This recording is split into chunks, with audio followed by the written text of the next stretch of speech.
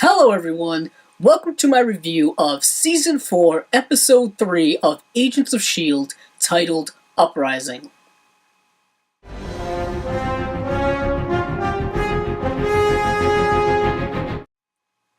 Before I go any further, I just want to specify that there will be spoilers in this review.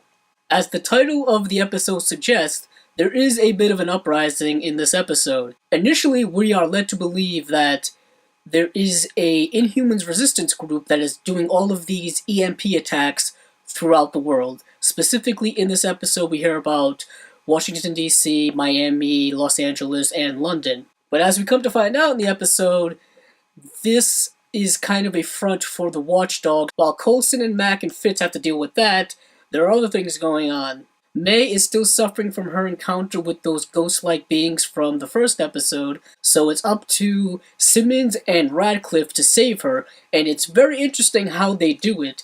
They essentially kill her and then revive her, hoping that that will reset her brain chemistry and reset her body back to its normal way. While it was extremely risky, it seemed to work, which I thought was a little bit too easy of a fix for the problem.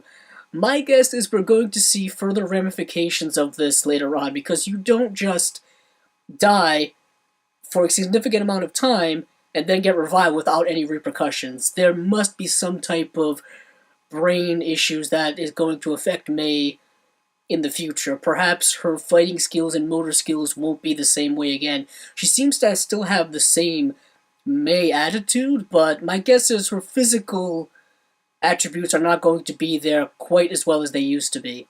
In Miami, Coulson, Fitz, and Mac have to go rescue Yo-Yo, who is attending a bachelorette party during this blackout. But what is interesting about these EMP blasts is that they are all concentrated in cities where there are known to be Inhumans, or at least known to be Inhumans by the government and Agents of S.H.I.E.L.D. Because what is interesting we found out in this episode is that Inhumans were required to register with, my guess is the government or S.H.I.E.L.D. or something of that nature due to, I believe, the Sokovia Accords. What is interesting with that is now we are seeing that there may be a leak when it comes to this bureaucratic structure of S.H.I.E.L.D. and world governments now, where somebody is getting this information that shouldn't be getting this information. And what we are seeing is that now the Inhumans are being targeted because once you access this database of Inhumans,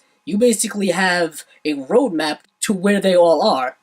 And as we see in this episode, Watchdogs are going international. They are, in my opinion, looking to commit Inhuman genocide, which is kind of a big, huge, serious thing. I must also mention that this Inhumans plotline has a lot of similar aspects to the X-Men and the mutant plotline in the comic books, because in the comic books, the mutants were the ones who had to register. But since Marvel doesn't have access to mutants or the X-Men, they are using the Inhumans to facilitate the plotline, which I find to be very, very interesting because it opens up a new plotline avenue with the Inhumans. But back to Mac, Coulson, and Fitz. It's very nice to see that Fitz doesn't have to rely on technology in order to figure things out, that he is, at his core, an old-school scientist where he knows a lot of these old-school scientific means, like, for example, creating a compass using a needle and stuff like that. It's very interesting that they would incorporate that in the show, because when you think S.H.I.E.L.D., you think of all this high technology that is at their fingertips. All the way in Los Angeles, you have Daisy and Robbie dealing with the blackout. But the bulk of their story takes place inside Robbie Reyes's apartment between Daisy and his little brother. Gabriel saw Daisy use her powers, so he knows that she is an Inhuman, specifically the Inhuman vigilante Quake. Of course, he doesn't know that his brother is this vigilante Ghost Rider, but he is still adopting the mentality of a lot of other people where the Inhumans are not to be trusted. They are freaks, outcasts of society, things like that. Although he does it a lot more subtle and I would dare say a lot more nicely than some of the other people in the episode, but I'll get to that. He basically wants to protect his brother. His brother is all he has in this world. And I can definitely understand his sentiment towards that. You know, I have a brother too, I would probably do the same thing. But speaking of his brother Robbie, we also learned a few more things about him. We learned specifically that he took on the possession of the Ghost Rider to avenge what happened to his brother. So he believed that getting vengeance for his brother would have rid him of the Ghost Rider. Come to find out, that didn't happen, so now he's trying to avenge his uncle, who was, I believe, was framed for a crime he didn't commit. It's very interesting how we're seeing how the Ghost Rider kind of functions, where he possesses you, but you don't really know how to get rid of him, or if you can even get rid of him ever. It's also interesting how they talk very briefly about how the Ghost Rider is triggered,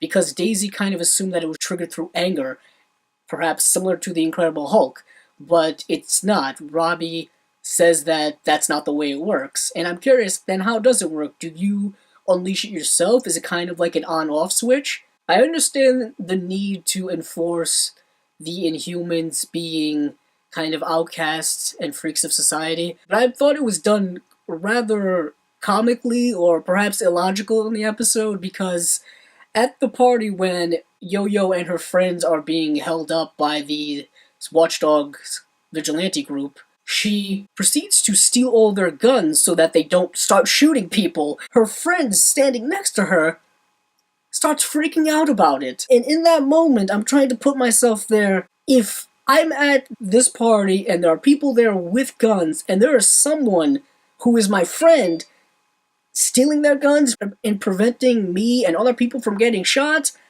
I'm not gonna say anything, I'm not gonna freak out about it.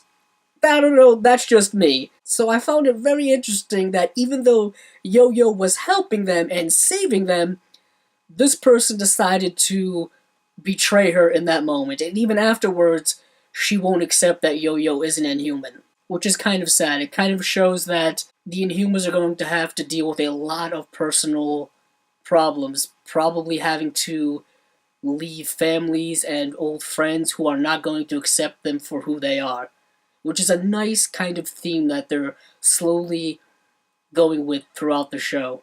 There were two action sequences in the episode that I thought were very well done. One was at the party when Coulson, Mac, and Fitz show up to save Yo-Yo and her friends. I thought it was very well done, specifically the camera work. And then there was one at the end when they're taking out the watchdogs at the source of the EMP problem. That one was done very interestingly stylized because there were flashes of light throughout. You saw different parts of the action in each flash. I must also talk about the big kind of reveal at the end. Well, not really reveal to us, but the reveal to the rest of the world, where S.H.I.E.L.D. is now back. Not only is S.H.I.E.L.D. back, S.H.I.E.L.D. is here to protect both human and inhuman. Since the events of the Winter Soldier, S.H.I.E.L.D. has been operating in the shadows, operating kind of behind closed doors. They're not supposed to be around, they're not supposed to be doing anything, so having them now come into the light is going to change a lot of things. There's going to be a lot more complications and problems ahead that they haven't probably had to dealt with before, a lot of oversight, a lot of chain of command stuff that we're already starting to see here in the first couple episodes. I think that's just going to get worse and more involved. Overall, a very good episode of Agents of S.H.I.E.L.D. in my opinion. You got a lot of carryover from the plot from the other episodes, specifically dealing with May and her infection, dealing with the Inhuman problem, and dealing with the Watchdogs and how they factor into that. Also dealing with Daisy and Robbie Reyes. Although we didn't get much movement on that, we got a lot more contextual development there, which was nice to see. With that being said, this has been my review of Season 4, Episode 3 of Agents of S.H.I.E.L.D. titled Uprising. If you like this video, please check out my other episode reviews for the other superhero television shows.